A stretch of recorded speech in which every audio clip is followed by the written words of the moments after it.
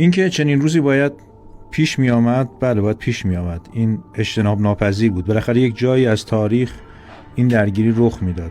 این رو آیت الله حائری شیرازی سال 1365 گفتند که امروز در عالم دو ولایت مطرح هست. یکی ولایت اهل بیت برای مسلمانان خالص و دیگری ولایت یهود برای مسلمانان ناخالص.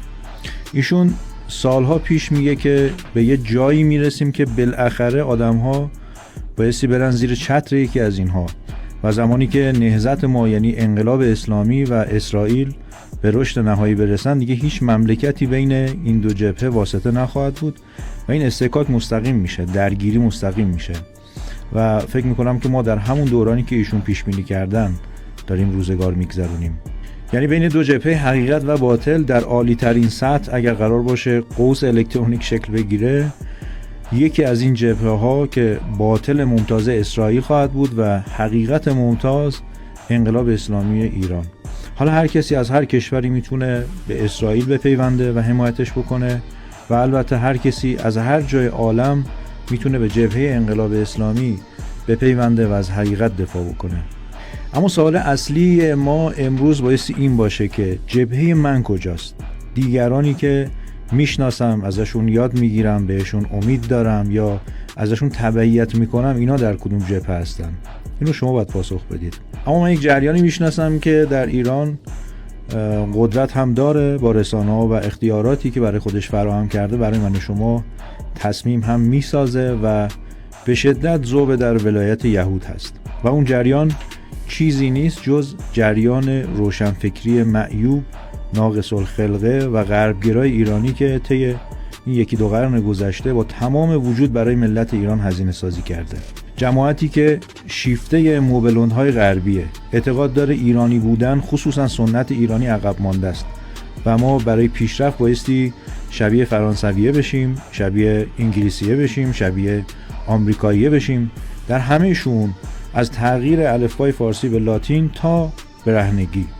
در حالی که همین کشورهایی که اینا میگن شبیهشون بشیم به شدت به سنتاشون پایبندن و بر روی پایه‌های اصالتشون پیشرفت میکنن. این جریان غرب زده تسلیم، سینمای ایران با قدرت در اختیارشه، نمایش خانگی در اختیارشه، سلبریتی ها رو مدیریت میکنه، در جشنواره‌های داخلی و خارجی جریان ضد ایرانی میسازه و شگفتانش اینه که بخش اعظم اینها رو با امکانات همین کشور، یعنی امکانات من و شما، تهیه و توزیع میکنه. ضدیت شدید با دین داره و یکی از برنامه‌هاش زدن هویت دینی من و شماست.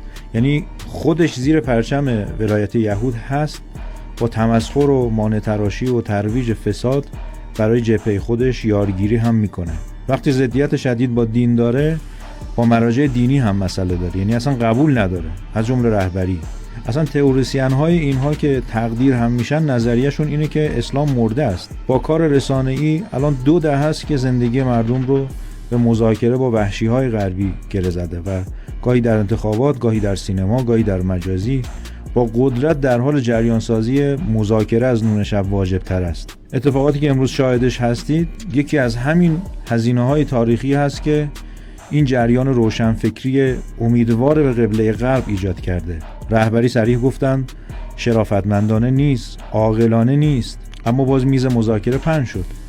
امروز وال استریت جورنال نوشته که مذاکرات پوششی برای حمله غافلگیرانه اسرائیل به ایران بود. قطعنامه صادر کردن، باز این جریان روشنفکری غرب رو سفیدشویی کرد. حمله نظامی کردن، به جای اعتراف باز ایرانی بودن رو زیر سوال میبرن. خیلی باید حواسمون جمع باشه که ذیل کدوم ولایت سینه میزنیم. از سبک زندگی، تربیت فرزند، کسب و کار تا تصمیمات مهم سیاسی. انشالله طبق وعده خدا حق بر باطل پیروزه، اما فراموش نکنید که خداوند سرنوشت هیچ قومی رو تغییر نمیده مگر اینکه اون قوم خودش بخواد، خودش اراده بکنه. یا علی مدد.